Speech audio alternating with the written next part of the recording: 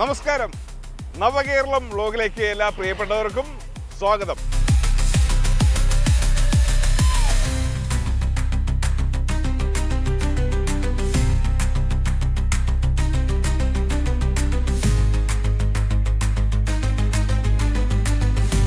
കഴിഞ്ഞ 10 വർഷക്കാലമായി വികസനം ആഗ്രഹിച്ച കേരളം അവരൊരു ഗവൺമെന്റിനെ തിരഞ്ഞെടുത്തു. ആ ഗവൺമെന്റിലൂടെ അസാധ്യമെന്ന് തോന്നിക്കുന്ന പല കാര്യങ്ങളും നേടിയെടുത്തുകൊണ്ടിരിക്കുകയാണ് ഈ കേരള സമൂഹം.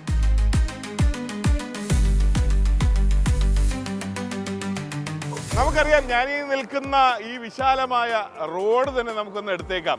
നമുക്ക് ഈ കേരളത്തിൽ ജീവിച്ചു വരുന്ന ഒരാളെന്ന നിലയിൽ നമ്മുടെ കേരളത്തിൽ ഈ കാണുന്ന ഒരു റോഡ് എന്തെങ്കിലും സാധ്യമാകുമോ എന്ന് നമുക്ക് യാതൊരു ധാരണയില്ലായിരുന്നു. പക്ഷേ ഇന്ന് ഇതെല്ലാം നമുക്കുണ്ട്.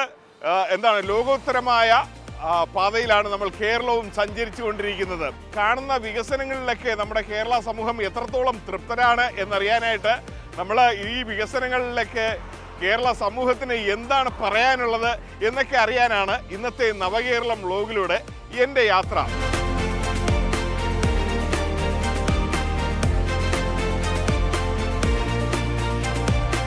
ഇപ്പം നമ്മുടെ മനോഹരമായ റോഡിലൂടെ നമുക്കൊന്ന് ഡ്രൈവ് ചെയ്യാം.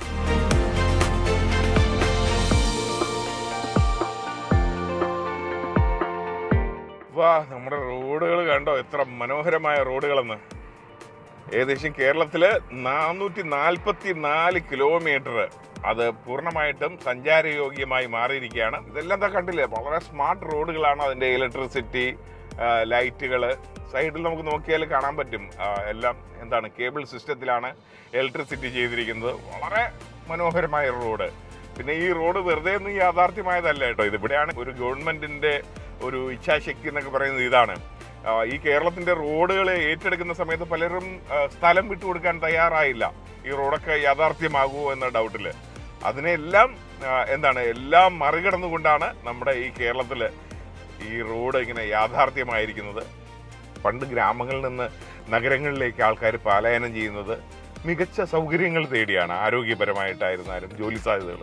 ഇന്നതാ നമ്മുടെ കേരളത്തിലെ ഗ്രാമങ്ങളിൽ വന്ന മികച്ച ആധുനിക സൗകര്യത്തോടു കൂടിയുള്ള ആരോഗ്യ കേന്ദ്രങ്ങൾ. അതായത് ഗ്രാമങ്ങളിൽ പോലും അത്യാധുനിക ആരോഗ്യ കേന്ദ്രങ്ങളാണുള്ളത്. നമ്മൾ അങ്ങോട്ടാണ് ഇപ്പോൾ ഒരു യാത്ര. അവിടെ പോയിട്ട് ഇത് ജനങ്ങൾ എന്താണ് അതിനെക്കുറിച്ച് പറയുന്നത് എന്നിവിടെ നമുക്ക് കേൾക്കാം.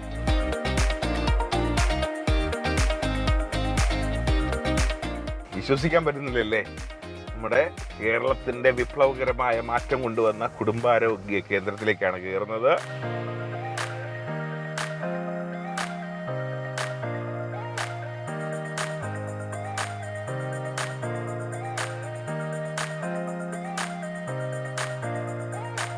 എങ്ങനെയുണ്ട്? ഞാൻ പറഞ്ഞപ്പോൾ നിങ്ങൾ വിശ്വസിച്ചില്ലല്ലേ, ഒരു ഗ്രാമത്തിൽ ഈ ഒരു ഫെസിലിറ്റിയാണ് കേരളം ഒരുക്കിയിരിക്കുന്നതെന്ന്. എന്തിനാ, അതൊക്കെ കണ്ടു വിശ്വസിക്കാം. ഒരു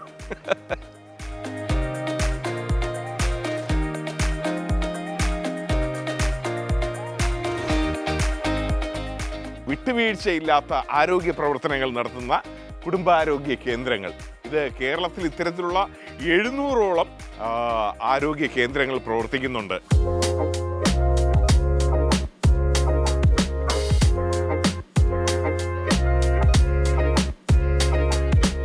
ഒരു കാര്യം കൂടെ ഉണ്ട് കേട്ടോ, നമ്മുടെ ഏറ്റവും കൂടുതൽ സൗജന്യ ചികിത്സ ലഭ്യമാകുന്നതും നമ്മുടെ കേരളത്തിലാണ്. അതുമാത്രമല്ല, ഞാൻ നേരത്തെ പറഞ്ഞ പോലെ നഗരങ്ങളിലെ മൾട്ടി സ്പെഷ്യാലിറ്റി ഹോസ്പിറ്റലിൽ കിട്ടുന്നത് പോലുള്ള ചികിത്സയാണ് ഇവിടെയും കിട്ടുന്നത്.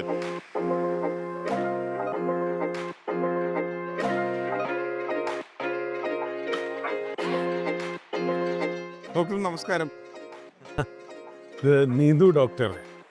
ഇവിടെ 3 ഡോക്ടേഴ്സ് ഉണ്ടെന്ന് തോന്നുന്നു അല്ലേ? അതെ, നമുക്ക് മൊത്തം 32 സ്റ്റാഫാണ്. ഗ്രാമമാണെന്നുള്ള പേര് മാത്രമേ ഉള്ളൂ. ശരിക്കും ഒരു നഗരത്തിലെ മൾട്ടി സ്പെഷ്യാലിറ്റി ഹോസ്പിറ്റലിലുള്ള എല്ലാ സൗകര്യം ഇവിടെ ഉണ്ട്.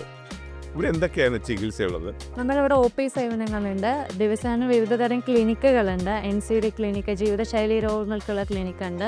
പിന്നെ സ്വാസ് ക്ലിനിക്കുണ്ട്, ആശ്വാസ് ക്ലിനിക്കുണ്ട്. പിന്നെ അഡോളസൻ ക്ലിനിക്കുണ്ട്. വയോജനങ്ങൾക്ക് വേണ്ടിയിട്ട് ജീരിയാട്രിക് ക്ലിനിക്കുണ്ട്. അതുകൂടാതെ നമ്മൾ സ്ത്രീകൾക്ക് വേണ്ടിയിട്ട് സെപ്പറേറ്റ് OP വെച്ചിട്ടുണ്ട്. അതല്ലാതെ നമുക്ക് വെനസ്ഡേയ്സിൽ ഇമ്മ്യൂണൈസേഷൻ ക്ലിനിക്കാണ്.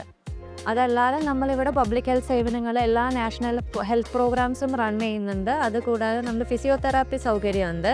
വീടുകളിൽ പോയിട്ട് പാലിയേറ്റീവ് സിസ്റ്റർ കെയർ കൊടുക്കുന്നുണ്ട് സാന്ത്വന പരിചരണത്തിന്റെ ഭാഗമായിട്ട്. ഇതൊക്കെയാണ് നമ്മുടെ കേരളത്തിലെ ആരോഗ്യ രംഗത്തെ മികച്ച കാര്യങ്ങൾ. ഇതുകൊണ്ട് തന്നെയാണ് ആരോഗ്യ കേരളം ഇന്ന് ലോകത്തിന് മാതൃകയായിക്കൊണ്ടിരിക്കുന്നത്.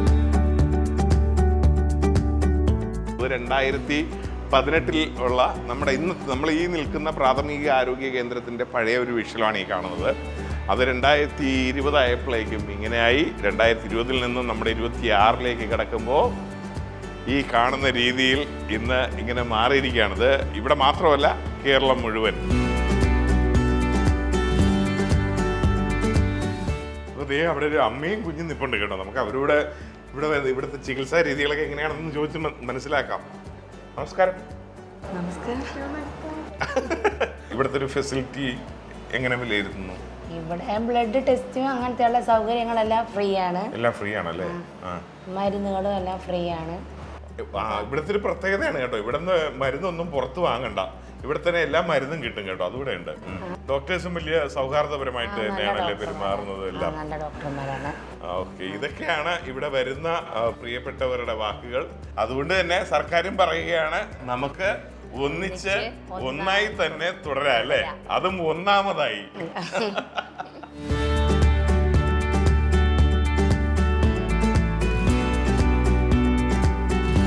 ഡോക്ടേഴ്സ് സ്ഥിരം പറയുന്നൊരു കാര്യമുണ്ട്, നന്നായി നടക്കണം, എക്സസൈസ് ചെയ്യണം. ഇപ്പോൾ നമ്മുടെ പാർക്കുകൾ എല്ലാം ഇതുപോലെയൊക്കെ ആക്കിയിട്ടുണ്ട് കേട്ടോ. സമയം കിട്ടുമ്പോൾ ഒക്കെ വർക്കൗട്ട് ചെയ്യണം കേട്ടോ.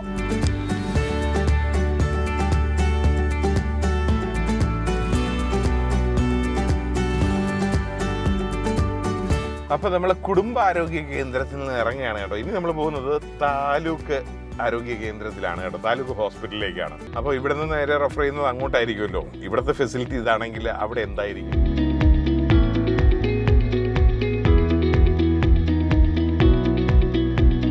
അപ്പോൾ നമ്മൾ താലൂക്ക് ആശുപത്രിയിലേക്ക് കടന്നു വന്നിരിക്കുകയാണ്. നമുക്കറിയാം, നമ്മുടെ കേരളത്തിൻ്റെ ആരോഗ്യരംഗം എന്ന് പറയുമ്പോൾ ഏറ്റവും കൂടുതൽ സൗജന്യ ചികിത്സ ഉറപ്പാക്കിയിരിക്കുന്ന ഒരു മേഖല കൂടെയാണ്.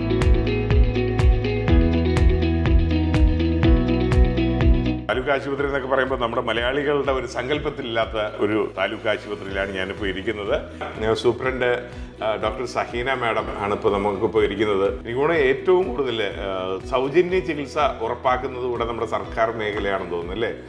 അതായത് 1600 കോടി രൂപ അതിലേക്കായിട്ട് നീക്കി വെച്ചിട്ടുണ്ട്. ഈ സൗജന്യ ചികിത്സയുടെ കാര്യം അവിടെ നിൽക്കട്ടെ. നമ്മുടെ ഈ ഹോസ്പിറ്റലിൽ എന്തൊക്കെ ഫെസിലിറ്റികളും ചികിത്സകളുമാണ് ഇപ്പോൾ ഉള്ളത്? എല്ലാവരും മനസ്സിലും താലൂക്ക് ഒരു ഗവൺമെന്റ് ഹോസ്പിറ്റൽ പറയുമ്പോൾ സെറ്റപ്പ് ഡിഫറെന്റ് ആണ്. അപ്പൊ ഇതങ്ങനെയല്ല. നമുക്ക് ശരിക്കും പറഞ്ഞാൽ നമ്മൾ ഇൻഫ്രാസ്ട്രക്ചറിൽ സ്റ്റാർട്ട് ചെയ്യേണ്ടത്, ബാക്കി വരുന്ന ഫെസിലിറ്റീസ് അതിന് ശേഷമാണ്. അപ്പൊ ഇത്രയും നല്ലൊരു ഹോസ്പിറ്റലിൽ ചികിത്സ കിട്ടുക എന്ന് പറയുന്ന പബ്ലിക്കിനും ഭയങ്കര, അതായത് നമ്മൾ ഉദ്ദേശിക്കുന്നത് നല്ല ക്വാളിറ്റി, അതായത് ഇൻഫെക്ഷൻ ഫ്രീ.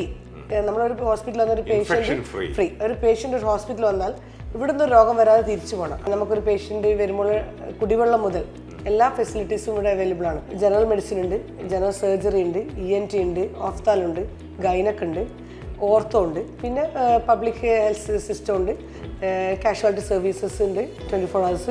എല്ലാ ഫ്ലോറിലും ഒരുപാട് ഇരിക്കാനുള്ള സൗകര്യം ചെയ്തിട്ടുണ്ട്. അപ്പോൾ ഒരു സ്ഥലത്തും പേഷ്യൻ്റ് നിൽക്കേണ്ട ഒരു ആവശ്യമില്ല.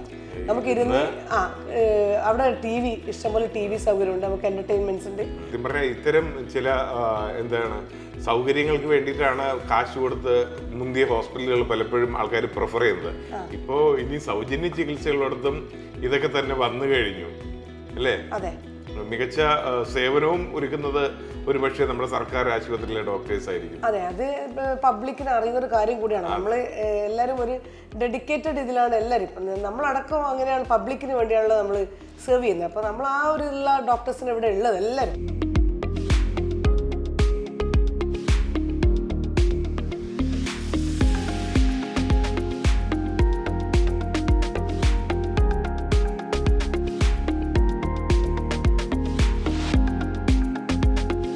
ഇപ്പോൾ ഞാനിപ്പോൾ ഇരിക്കുന്നത് നമ്മുടെ താലൂക്ക് ആശുപത്രിയിലെ ഡയാലിസിസ് റൂമിൻ്റെ പുറത്താണ് ഇരിക്കുന്നത്. ഇവിടെ പേഷ്യൻസ് ഉണ്ട്, ബൈസ്റ്റാൻഡേഴ്സ് ഉണ്ട്. വളരെ നമുക്ക് ഈ ഹോസ്പിറ്റലിൽ തുടങ്ങിയത് തൊട്ട് ഉള്ള ഒരു പേഷ്യൻ്റാണ് ഇവിടെ ഇരിക്കുന്നത്. നമുക്ക് അദ്ദേഹത്തോട് ചോദിക്കാം, ഇപ്പം എങ്ങനെയുണ്ട് ആരോഗ്യം? ഇപ്പം വലിയ കുഴപ്പമില്ല, എങ്ങനെയുണ്ട് പോകുന്നത്? ഈ ആരോഗ്യത്തിൽ ഈ ഹോസ്പിറ്റലിന്റെ പങ്ക് എന്തായിരുന്നു ഒന്ന് വിലയിരുത്താവോ? പറഞ്ഞാൽ തീരുവില്ല. ആണോ? ഞാൻ ആദ്യം കോഴിക്കോട് നിന്ന് മെഡിക്കൽ കോളേജിൽ നിന്ന്. അപ്പോൾ ഇവിടെ തുടങ്ങിയ ശേഷം അത് അല്ലെങ്കിൽ പൊലച്ചൊക്കെ 5 മണിക്കെല്ലാം പോയിട്ട് ഓ, മെഡിക്കൽ കോളേജിൽ നിന്ന് താലൂക്ക് ആശുപത്രിയിലോട്ട് വന്നിട്ട് ആ ചികിത്സയാണ് നമ്മൾ മനസ്സിൽ നിറഞ്ഞു നിൽക്കുന്നതല്ലേ? എല്ലാ ഫെസിലിറ്റി ഇവിടെ ഉണ്ടോ മെഡിക്കൽ കോളേജിലുള്ളത് പോലെ? അത് മറ്റൊരു ഡയാലിസിസ് പേഷ്യന്റ് ഇവിടെ ഇരിപ്പുണ്ട്. എങ്ങനെയുണ്ട് ഇവിടുത്തെ ഒരു ചികിത്സയും ഡോക്ടേഴ്സിന്റെയും നമ്മുടെ നഴ്സുമാരുടെയൊക്കെ പെരുമാറ്റമൊക്കെ? വളരെ നല്ല പെരുമാറ്റം ആണോ? നല്ല സഹകരണം. മെഡിസിനൊക്കെ എല്ലാം കിട്ടുന്നുണ്ട്. എല്ലാം കിട്ടുന്നുണ്ട്. ചികിത്സയിൽ സന്തോഷമാണ്? ചികിത്സയിൽ വളരെ സന്തോഷം, ഹാപ്പി. എല്ലാ ഫെസിലിറ്റി ഒക്കെ ഉണ്ട്, മെഷീൻസ് ഒക്കെ. എല്ലാ സൗകര്യവും. ഈ ഹോസ്പിറ്റലിനെ കുറിച്ച് എന്തൊക്കെയാണ്? നല്ല അഭിപ്രായമാണ്. നമുക്ക് നല്ല സൗകര്യങ്ങളൊക്കെ ചെയ്തു തരുന്നുണ്ട്. അവിടെ അടുത്തായതുകൊണ്ട് നമുക്ക് ഏറ്റവും വരാനും പോകാനും, പിന്നെ ഡോക്ടേഴ്സ് എല്ലാം നല്ലതാണ്. ഇവിടുത്തെ ഡോക്ടേഴ്സ് ഡോക്ടർ ഇവിടെ നമ്മൾ നടന്നിട്ട് പോകുമ്പോൾ തന്നെ ഡോക്ടറുടെ കാര്യം പറഞ്ഞാൽ ഡോക്ടർ എല്ലാം ചെയ്യും. ഇവിടെ ആരാ കിടക്കണേ? ഭർത്താവ്. എങ്ങനെയുണ്ട് ഇവിടുത്തെ ഒരു ചികിത്സ? നല്ല വളരെ ബെറ്ററാണ് എല്ലാ കാര്യം കൊണ്ടും. അല്ലെങ്കിൽ ഭർത്താവിന് ഇവിടെ കൊണ്ട് വരില്ലല്ലോ അല്ലേ? പിന്നെ നമ്മള് പരിഹാരത്തൊക്കെ പോയതാ, ഇപ്പൊ ഇവിടുത്തെ അടുത്തായോണ്ട് വളരെ ഉപകാരമായിട്ട്. ദൂരെയൊക്കെ ഒരുപാട് ചികിത്സ ഉണ്ട്. നമ്മുടെ അടുത്ത് ഇത്രയും നല്ല ഫെസിലിറ്റി. 14 വർഷമായി ഡയാലിസിസ് ചെയ്യുന്നു ഭർത്താവ്. അപ്പൊ നമുക്ക് തുടരാം ഒരുമിച്ച്.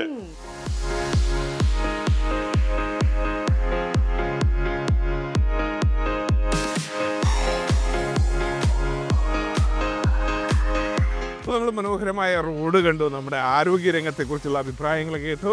ഇനി ഞാൻ സംസാരിക്കുന്നത് കേരളത്തിൻ്റെ വ്യാവസായിക വളർച്ചയെക്കുറിച്ചാണ്. ഇപ്പം നിങ്ങൾക്ക് ഒരു വ്യവസായം തുടങ്ങണോ? സ്ഥലമില്ലേ? നിങ്ങളുടെ വീട്ടിൽ തുടങ്ങണോ? തുടങ്ങിക്കോളൂ. എന്ത്? വീട്ടിൽ തുടങ്ങിയാൽ കറണ്ട് ബില്ല് മറ്റുള്ള കാര്യങ്ങളൊക്കെ ഉണ്ടെന്നോ? ഒന്നുമില്ല. നിങ്ങളുടെ നിലവിൽ എന്താണോ കറണ്ട് ബില്ലിൻ്റെ താരിഫ്, അതിൽ തന്നെ നിങ്ങൾക്ക് നിങ്ങളുടെ വീട്ടിൽ ഒരു വ്യവസായം തുടങ്ങാം.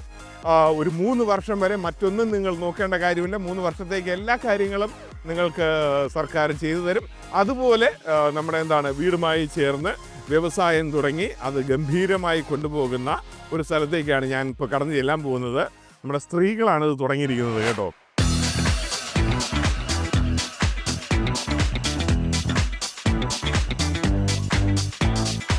ചലന ചന്ദ്രനാണ് നമ്മുടെ ഈ യൂണിറ്റിൻ്റെ പ്രൊപ്പറേറ്റർ. MBA ബിരുദധാരിയാണ്. പിന്നെ ഇപ്പോൾ ഒരുപാട് കൂട്ടുകാർക്ക് ജോലി കൊടുത്തിട്ടുണ്ട്. എന്താണ് നിങ്ങളുടെ വ്യവസായത്തെക്കുറിച്ചൊന്ന് പറഞ്ഞുതരാമോ? ഞങ്ങളുടെ വ്യവസായം എന്ന് പറയുന്നത് green leaf eco friendly carry bags. 100% eco friendly ആയിട്ടുള്ള പേപ്പർ ബാഗും ബോക്സുമാണ് ഞങ്ങൾ ഇവിടെ ഉണ്ടാക്കുന്നത്.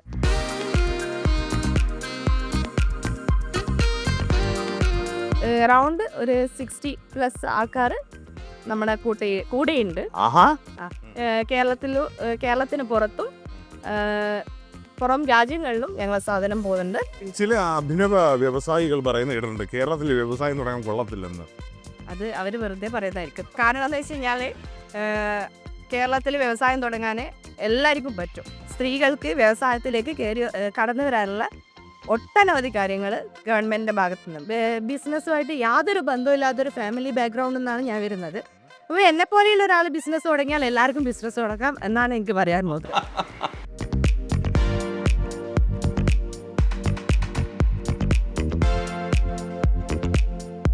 മെയിനായിട്ട് ഫുഡ് ഗ്രേഡ് ബാഗുകളാണ് ഞങ്ങളത്. അതായത് കേക്ക് ബാഗ്, അത് റെസ്റ്റോറൻറ്റിലേക്ക് യൂസ് ചെയ്യാൻ പറ്റുന്ന ബാഗുകൾ, അങ്ങനത്തെ ഒക്കെ ബാഗുകളും അതുപോലെ തന്നെ ബോക്സുകളാണ് ഞങ്ങൾ ഉണ്ടാക്കുന്നത്. എന്താണ് ഈ ഒരു സംരംഭത്തെക്കുറിച്ച് പറയാനുള്ളത്? സന്തോഷമാണോ? സന്തോഷം, അത്രയും സന്തോഷത്തിൽ നിൽക്കുന്നു. കാരണം നമ്മൾ പ്രവാസ ജീവിതത്തിൽ ഉണ്ടായിരുന്ന ആളുകളാണ് നമ്മൾ രണ്ടുപേരും. അപ്പോൾ നാട്ടിൽ പൊതുവെ നാടിൻ്റെ ഒരു കാഴ്ചപ്പാട് എന്ന് വെച്ച് കഴിഞ്ഞാൽ വ്യവസായത്തിന് ഇവിടെ പ്രത്യേകിച്ച് പ്രവാസ ലോകം ഇത് പറയാറുണ്ട്. അതെ. പിന്നെ ഇവിടെ ബുദ്ധിമുട്ടായിരുന്നു എന്നാണ് പറഞ്ഞത്. പക്ഷേ ഞങ്ങളിവിടെ വന്ന് നോക്കുമ്പോൾ നമുക്ക് എന്താ പറയുക, അത്രയും മാനസികമായിട്ടും എല്ലാം നല്ലൊരു സന്തോഷത്തിന് നിൽക്കുന്ന ഒരു സമയം തന്നെയാണ്.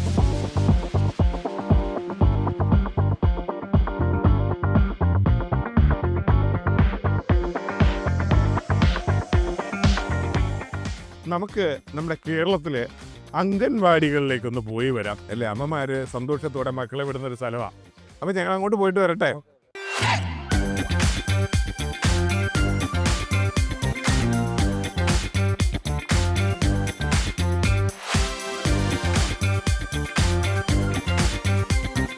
ഓർമ്മയുണ്ടോ ഒരു അംഗൻവാടി സ്കൂളിലെ ഒരു കൊച്ചു കൂട്ടുകാരൻ ബിരിയാണി വേണമെന്ന് ചോദിച്ചത്? പിറ്റേന്ന് അംഗൻവാടികളിലെ ബിരിയാണി മേളയായിരുന്നു.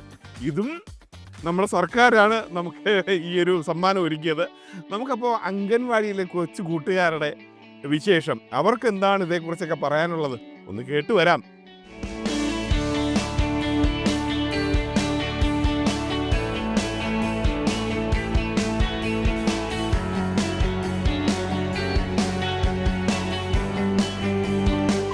ഹായ്. ഓ, എനിക്ക് ഓരോരുത്തരായിട്ട് ഇങ്ങനെ നമസ്തേ തന്നുകൊണ്ടിരിക്കുകയാണ്. സാർ നമസ്തേ എന്ന് പണ്ട് കുട്ടിക്കാലത്ത് ഞാൻ പറഞ്ഞത് എനിക്ക് ഓർമ്മ വരുന്നുണ്ട്. എന്താണ്, ഹാപ്പിയാണോ?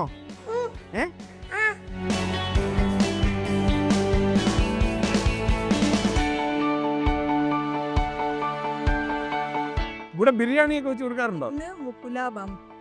ഇന്ന് പുലാവ്. പിന്നെ ഓരോ ദിവസവും ഇവർക്ക് ഓരോ ഫുഡ് മെനു ഉണ്ടല്ലേ? അതില് ബിരിയാണി ഇവിടെ കിടപ്പുണ്ട് അല്ലേ? എന്താണ് ഇവിടുത്തെ ഫുഡൊക്കെ ഭയങ്കര ഇഷ്ടമാണോ?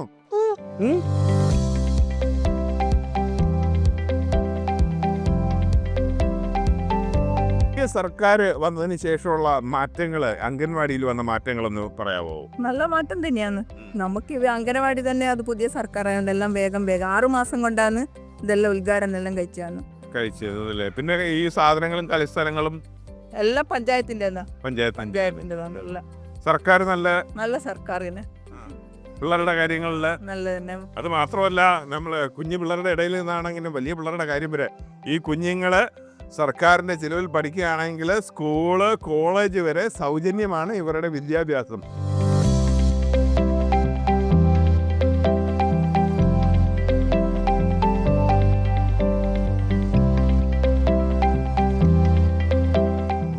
ആലോചിച്ച് നോക്കിയ അംഗൻവാടികളിലെ ഫെസിലിറ്റി. നമ്മളൊക്കെ പഠിച്ചിരുന്ന കാലത്ത് ഇതൊക്കെ സങ്കല്പം, അല്ലെങ്കിൽ വലിയ മ്യൂസിയത്തോ പാർക്കുകളിലോ ഒക്കെ പോയി ഇതൊക്കെ കാണേണ്ടി വരുമായിരുന്നു അല്ലേ?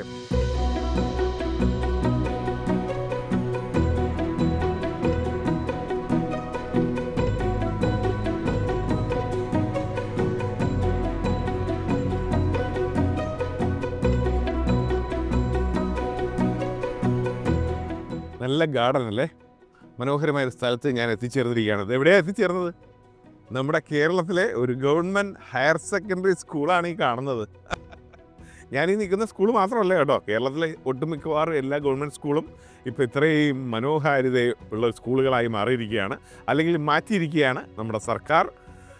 അതുമാത്രമല്ല, ഇപ്പോൾ നമ്മുടെ സ്കൂളുകളെല്ലാം ഹൈടെക്കായി മാറിയിരിക്കുകയാണ്. നമുക്കറിയാം, അതിൻ്റെ ഭാഗമായിട്ട് പണ്ടൊക്കെ എന്താണ് പരീക്ഷ സമയത്തും പാഠപുസ്തകം എവിടെയെന്നൊക്കെ പത്രങ്ങളിൽ വാർത്ത നമ്മൾ വായിച്ചിട്ടുണ്ട്. ഇപ്പോൾ പരീക്ഷ കഴിയുമ്പോൾ തന്നെ പാഠപുസ്തകങ്ങളുടെ അച്ചടി വരെ പൂർത്തിയാക്കിയിരിക്കുന്നു.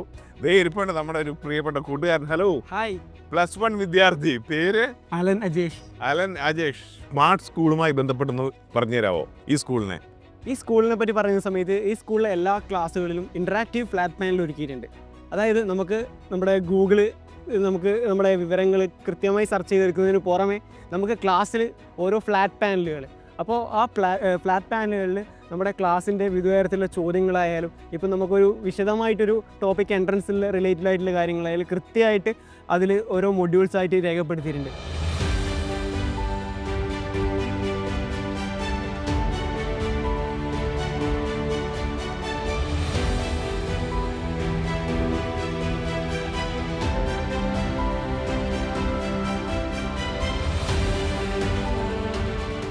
ഇന്നിപ്പോൾ ക്ലാസ് കഴിയുന്ന ടൈമിലാണ് ഞാൻ വന്നതല്ലേ, അല്ലെങ്കിൽ കുറച്ചുകൂടെ കൂട്ടുകാരൊക്കെ കാണാൻ പറ്റുമായിരുന്നു. എനിവേ, ഒരുപാട് സന്തോഷം. ഇത്രയും നല്ല സൗകര്യത്തിൽ പഠിക്കുന്ന നിങ്ങൾ. ഫ്യൂച്ചറിൽ എന്താണ് സ്വപ്നം? എനിക്കൊരു ആസ്ട്രോഫിസിക്സ്. ഗവൺമെൻറ് സ്കൂളിലെ കൂട്ടുകാർ ഇങ്ങനെ വരെ സ്വപ്നം കാണുന്നു. അതായത് ഇത് നമുക്കും കഴിയും എന്ന് ഗവൺമെൻറ് സ്കൂളിലെ കൂട്ടുകാരും കേരളത്തിൽ പറയുകയാണല്ലേ? Very good. ഒരു ആസ്ട്രോഫിസിക്സായിട്ട് നമുക്ക് ഫ്യൂച്ചറിൽ കാണാൻ ഇടവരട്ടെ. അതെ.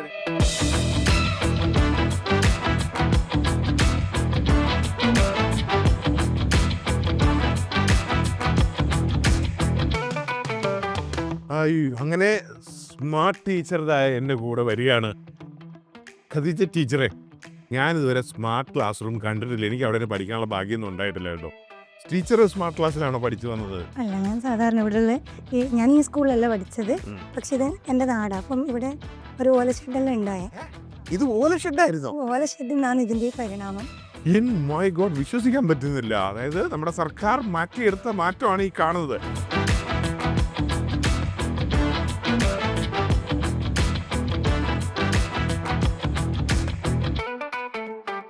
ടീച്ചറെ, ഇത് വലിയ സന്തോഷം. ഇങ്ങനൊരു കാഴ്ച കണ്ട് നമ്മുടെ കേരളത്തിലാണ് നിൽക്കുന്നത്. പണ്ട് എൻ്റെയൊക്കെ കുട്ടിക്കാലത്ത് ഇംഗ്ലീഷ് സിനിമകളിൽ ഞാൻ കണ്ടിട്ടുണ്ട് ഇങ്ങനത്തെ ക്ലാസ് റൂം. അത് എൻ്റെ നാട്ടിൽ എൻ്റെ മലയാളം സംസാരിക്കുന്ന എൻ്റെ കുഞ്ഞുങ്ങൾ പഠിക്കുന്ന ക്ലാസ് എന്ന് കേൾക്കുമ്പോൾ ഉള്ളൊരു സന്തോഷം അതിന് ഞാൻ ഈ ഗവൺമെൻറ്റിനോടാണ് നന്ദി പറയുന്നത്. ഇങ്ങനെ വേണം.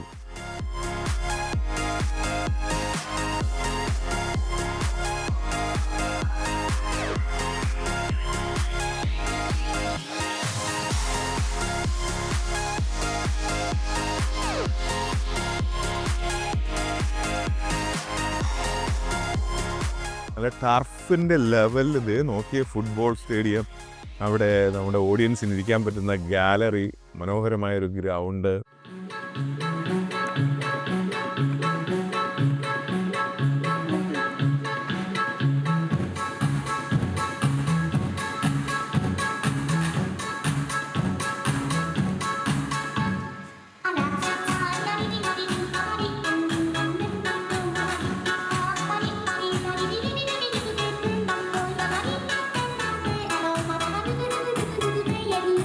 ശരി, ടാറ്റ. അതൊക്കെ എത്രയോ സന്തോഷത്തോടു കൂടി ഈ സ്കൂളിൽ നിന്ന് ഇറങ്ങിയാണ്. ഈ സ്കൂളിൻ്റെ റോബോട്ടിക് ലാബ് അതും കാണേണ്ട കാഴ്ചയായിരുന്നു കേട്ടോ.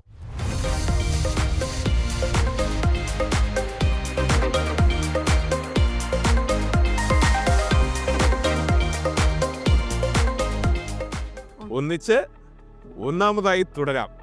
ഇങ്ങനെ ഈ ഒരു സന്തോഷത്തിൻ്റെ കാര്യം പറയുമ്പോൾ നമ്മൾ ഒരു കാര്യം വിസ്മരിച്ച് പോകാൻ പാടില്ല. കാരണം ഒരു സ്ട്രീറ്റ് ലൈറ്റിൻ്റെ അടുത്താണ് നിൽക്കുന്നത്. ഇപ്പോഴും അത് കത്തിക്കിടക്കുകയാണ്. അല്ലേ? പവർ കിട്ടില്ലാത്ത അല്ലെങ്കിൽ ഇരുട്ടില്ലാത്ത 10 വർഷങ്ങളിലൂടെയാണ് നമ്മളിപ്പോൾ കടന്നു പോയിക്കൊണ്ടിരിക്കുന്നത്. സുരേഷ് കുമാർ എഞ്ചിനീയർ കൂടെയാണ് അല്ലേ? ഓക്കെ. നമ്മളിന്ന് സോളാർ, പല വീടുകളിലും സോളാർ ഉപയോഗിക്കുന്നുണ്ട്. ഇത് ഏതെങ്കിലും രീതിയിൽ നമ്മുടെ പവർ സേവിങ് സോഴ്സിനെ സഹായിക്കുന്നുണ്ട്? ഇപ്പോൾ KSB മുഖാന്തരം ഈ പറയുന്ന സൗര പദ്ധതി ഇന്ന് ഒട്ടുമിക്ക വീടുകളിൽ നമ്മൾ നോക്കിക്കഴിഞ്ഞാൽ കാണാൻ പറ്റും. ഒരു മിനിമം ചെറിയൊരു പവർ പാനലെങ്കിലും ഇല്ലാത്തൊരു വീടുകളില്ല. അതുകൊണ്ടുള്ളൊരു ബെനിഫിറ്റ് എന്ന് വെച്ചാൽ അറ്റ്ലീസ്റ്റ് ഒരു സാധാരണ വീട്ടിൽ ഒരു 3 kW വൈദ്യുതി ഉപയോഗിക്കുന്നൊരു വീട്ടിൽ ഈ സോളാർ പവർ കൊണ്ട് നമുക്ക് ആ 3 kW കംപ്ലീറ്റ് ഇതിൽ നിന്ന് തന്നെ നമ്മൾ ഉപയോഗിച്ചുകൊണ്ട് മിച്ചം വരുന്ന വൈദ്യുതി ഈ പറയുന്ന ഓൺലൈൻ ഗ്രിഡ് മുഖാന്തരം നമുക്ക് തിരിച്ച് KSB കൊടുക്കാൻ സാധിക്കും. എന്തായാലും നമുക്ക് തുടരാം. ഒന്നായി തന്നെ ഒന്നാം സ്ഥാനത്ത്.